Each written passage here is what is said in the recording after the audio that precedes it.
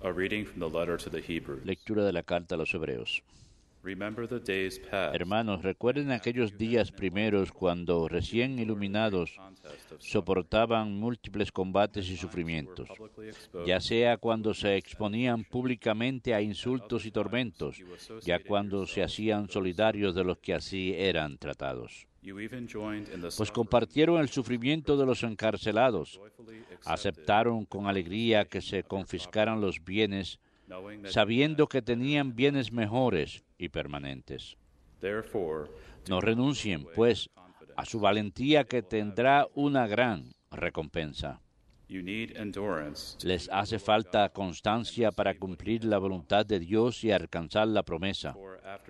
Un poquito de tiempo todavía, y el que viene llegará sin retraso. Mi justo vivirá de fe, pero si se arredra, le retiraré mi favor. Pero nosotros no somos gente que se arredra para su perdición, sino hombres de fe para salvar el alma.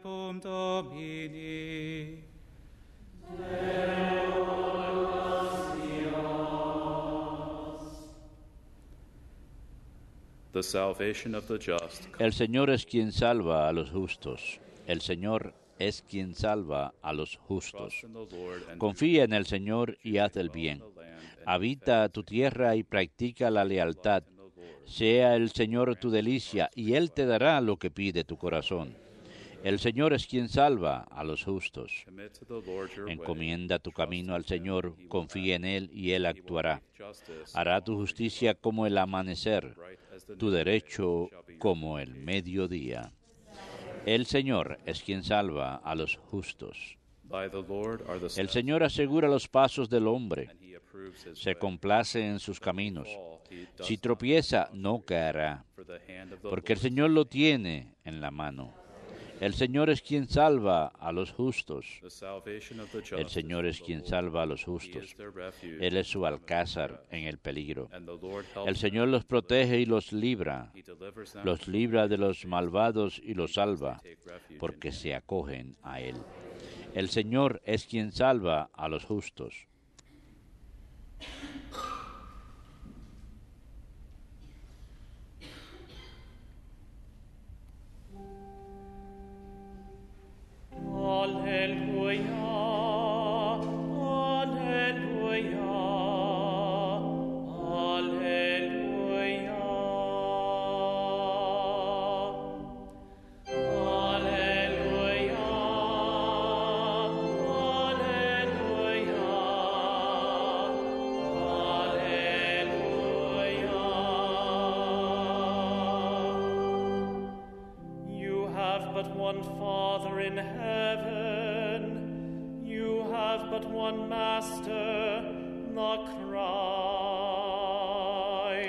Ustedes tienen un solo Padre en el cielo, un solo Maestro, Cristo.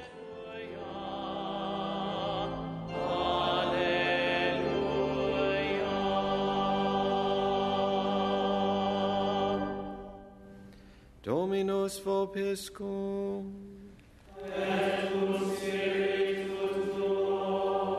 Lectio Sancti Evangelii secundum Marcum.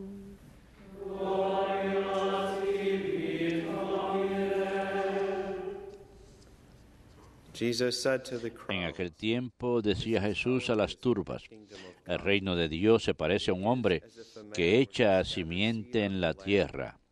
Él duerme de noche y se levanta de mañana. La semilla germina y va creciendo sin que él sepa cómo. La tierra va produciendo la cosecha ella sola. Primero los tallos, luego la espiga, después el grano.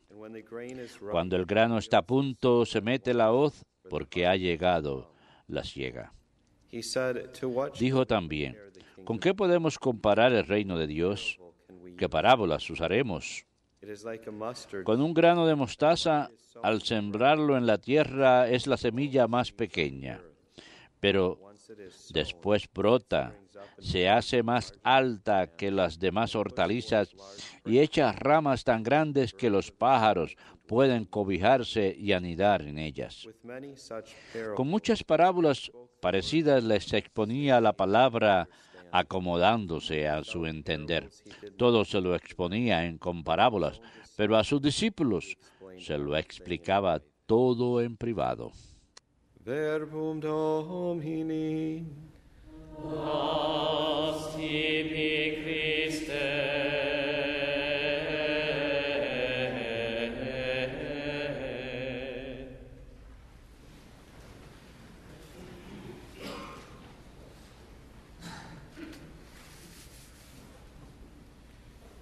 In the seminary, En el seminario e incluso en muchas homilías, the ear of most of us is trained to hear. nuestro oído está entrenado para escuchar una frase como la siguiente.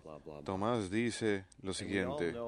Y todos sabemos inmediatamente, como católicos, que no estamos hablando de Santo Tomás, el apóstol. No nos sentamos y decimos, oh, es interesante, yo no sabía que Santo Tomás Moro tuvo una enseñanza tan profunda, nunca escuché de unas enseñanzas tan profundas de parte de Santo Tomás Becket, o en la imitación de Cristo, de Tomás Campos. Todos sabemos de quién estamos hablando. Cada vez que alguien dice, cada vez que un teólogo dijo, Santo Tomás dijo lo siguiente, en nuestra cabeza sabemos que se trata de la enseñanza de Santo Tomás de Aquino.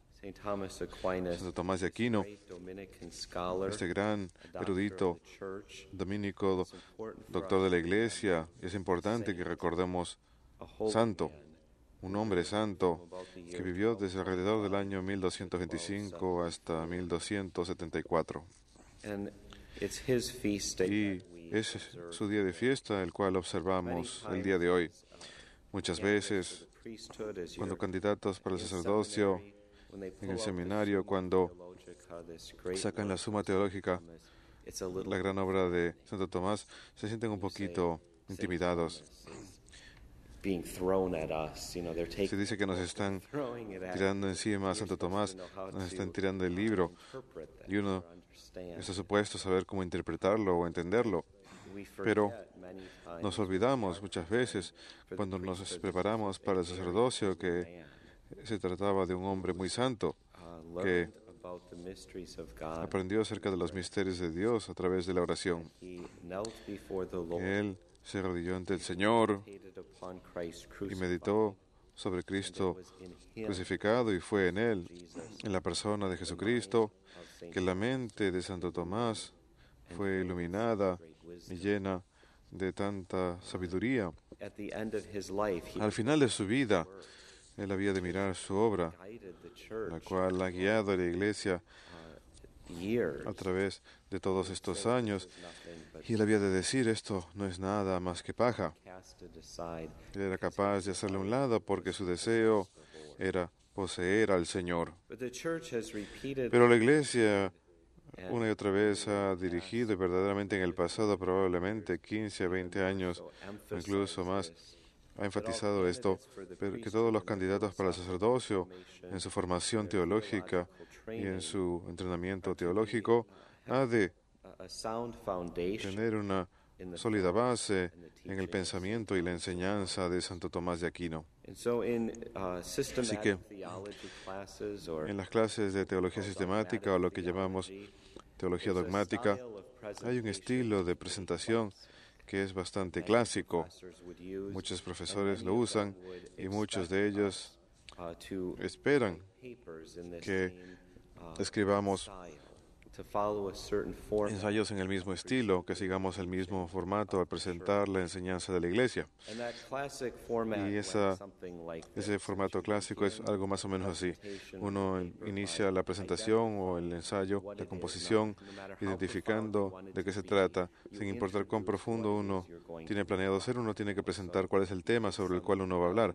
Así que uno toma un elemento de la cristología, algún aspecto de la enseñanza sobre la persona de Cristo, y lo enuncia. Then you go immediately to Y the luego uno inmediatamente pasa a las Escrituras, all of our theology, porque toda nuestra teología está basada en la enseñanza de la palabra de Dios, especialmente en las palabras de Cristo mismo. so there are Así que passages presented from Scripture. hay pasajes presentados a partir de las Escrituras en donde se dice aquí es donde esto está basado, of God, the en la palabra misma de Dios, la palabra, el texto inspirado de las Escrituras. Then you present Luego presentamos cómo esta carried enseñanza out consistently by the es teaching of llevada a cabo, es So cumplida you're showing consistentemente por medio de la enseñanza de la Iglesia.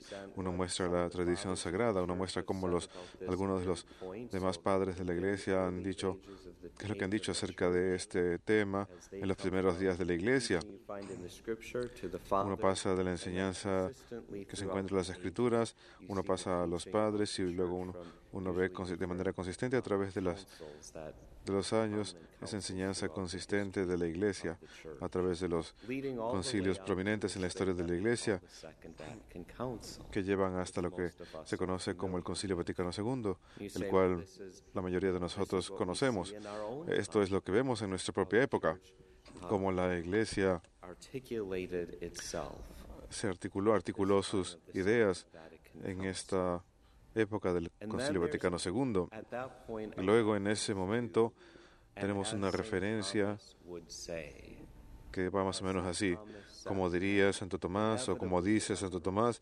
Inevitablemente hay una referencia a la Suma Teológica, has expounded on this particular alguna aspect. parte de ella en donde Santo Tomás haya hablado sobre el tema. Y luego uno concluye la presentación.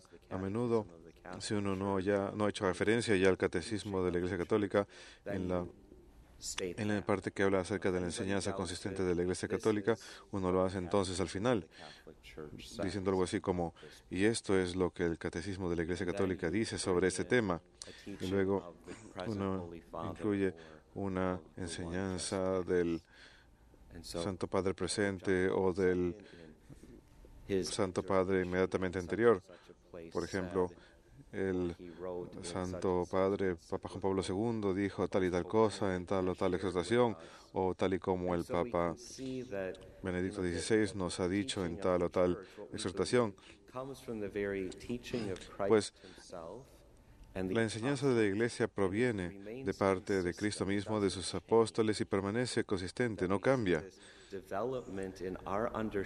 Vemos un desarrollo en nuestro entendimiento de la verdad de Cristo y de nuestro entendimiento de la doctrina. Así que Santo Tomás tiene un papel esencial en ello, a causa de la gran mente que él poseía. Pero como nos es indicado y como estaba mencionando yo al principio de la homilía, nos olvidamos que él no era solamente una mente, sino que su vida fue una vida de santidad. Y lo consideramos ciertamente uno de los más grandes, o incluso tal vez el más grande de los filósofos y teólogos católicos. Pero una de las cosas que pasamos por alto y que debemos de tener en mente, especialmente aquí en EWTN, en nuestra tarea, en nuestra labor asociados con la Madre Angélica, es que Santo Tomás también fue uno de los defensores principales, o el más grande defensor de la devoción eucarística y exponente de la naturaleza de este proceso misterioso por medio del cual siempre pan y vino son transformados por las palabras de Cristo y el poder del Espíritu Santo. En el ministerio del sacerdocio, esos elementos son cambiados en el cuerpo vivo, cuerpo, sangre, alma y divinidad de Cristo. Así que la enseñanza de Santo Tomás es la que nos explica de manera muy detallada este misterio que llamamos transubstanciación. Nuevamente, esto es porque él le fue posible, él fue capaz de arrodillarse, inclinarse ante este misterio en oración y buscar entendimiento sobre cómo obra el Señor. Él tomó las palabras de Jesús mismo, de las Escrituras. Este es mi cuerpo, esta es mi sangre, hagan esto en conmemoración mía. Y él explicó esa enseñanza de Cristo a tal grado que esto es lo que, sobre esto nos basamos sólidamente. ¿Cuántas veces escuchan que usamos esas palabras? Santo Tomás, cuando la iglesia estaba añadiendo a su calendario la fiesta de Corpus Christi, Santo Tomás de Aquino y San Buenaventura, el gran teólogo franciscano, los dos le pidieron a los dos que contribuyeran en escribir el texto para esa liturgia. Y cuando San Buenaventura vio lo que Santo Tomás de Aquino había escrito, básicamente dijo: olvídense de lo que yo tengo. Sabemos lo que San Buenaventura escribió era hermoso, pero lo que tenemos en la fiesta de Corpus Christi, en el texto, para nuestra liturgia, proviene de este hombre santo, Santo Tomás. Y en sus palabras, en las oraciones que él nos da. Como sabemos, las oraciones de la iglesia expresan lo que es nuestra fe. A veces no sabemos cómo articularlo de manera apropiada, pero sabemos cuál es la verdad. Y a partir de lo que en nuestros corazones que se vuelven hacia Dios y rezan por amor, a través de nuestras bocas sale lo que verdaderamente creemos. Santo Tomás había de decir,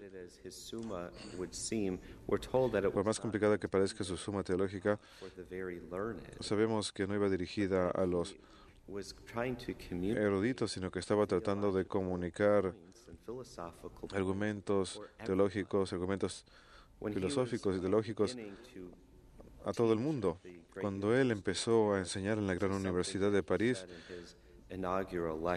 hubo una cosa que él dijo en su primera clase: los maestros son comparables a las montañas por tres razones: su elevación de la tierra, su esplendor, iluminación y su protección contra el daño. Así que los maestros deben estar elevados en sus vidas para iluminar a los fieles por medio de su prédica, iluminar a los alumnos por medio de su enseñanza y defender la fe por medio de sus disputas en contra del error. Eso es lo que finalmente lo convirtió en este hombre tan santo. Nuevamente, en relación a la fiesta de Corpus Christi, en los himnos que conocemos hoy en día, los damos por descontado que él fue quien contribuyó el texto para estos himnos para que usemos en la iglesia. Si yo dijese que el nombre en latín de este himno, Panche Lingua, ustedes seguramente dirían: sí, lo conozco. Y sabemos que los últimos versos del Panche Lingua dicen tantus ergum sacramento. Eso es lo que usamos a diario para la bendición del Santísimo Sacramento. Es un texto escrito por este santo. En el gran himno Sacri Solemnis, la parte final es una parte que todos conocemos, el Panis Angelicus. En otro himno que usamos al principio de la exposición del Santísimo Sacramento es O Salutaris Hostia.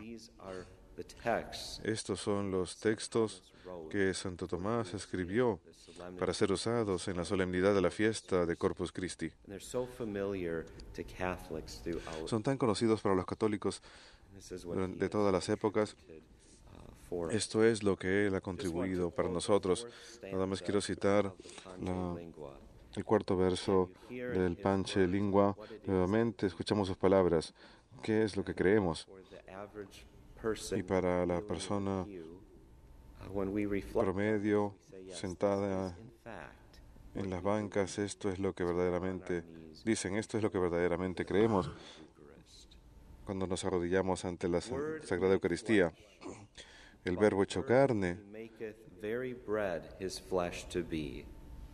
él hizo del pan su propia carne.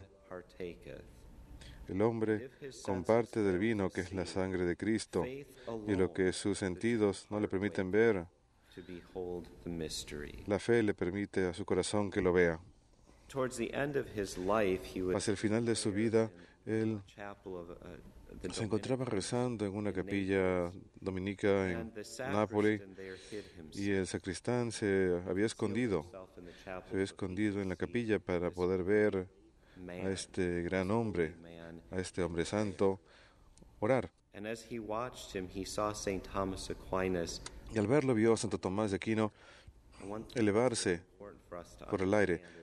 Hay una cosa que tenemos que entender, es que Santo Tomás de Aquino era un hombre bastante grande, era un dominico bien grande y levitó.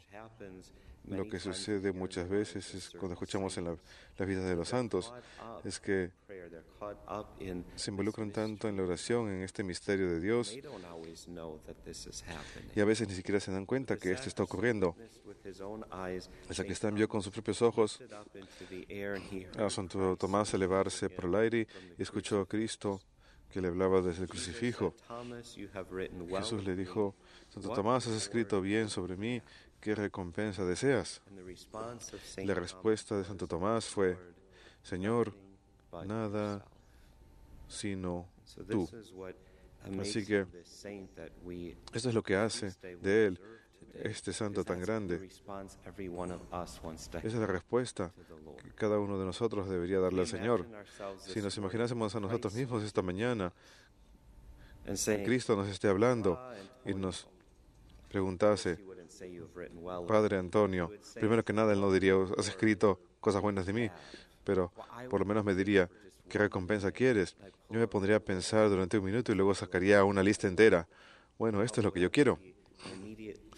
Esa sería mi respuesta humana, automática, pero la respuesta divina a la cual estamos invitados, pues lo amamos tanto, que nuestra respuesta debería ser automáticamente: Señor, no quiero nada sino tú, a ti. Tú eres la única posesión que yo deseo. Esa es la respuesta de un santo. Y concluyo ahora con las palabras de la traducción del Panis Angelicus, nuevamente hablando sobre nuestra creencia en la presencia real. El pan de los ángeles fue hecho pan de hombres. Confinó el pan celestial en una cosa que tiene tamaño y forma. Oh, cosa maravillosa, que un pobre hombre, un pobre siervo pueda comer al Señor. Visítanos, Dios, al alabarte. Guíanos por tu camino y a través de este dirige nuestra senda hacia la luz en donde moras. Amén.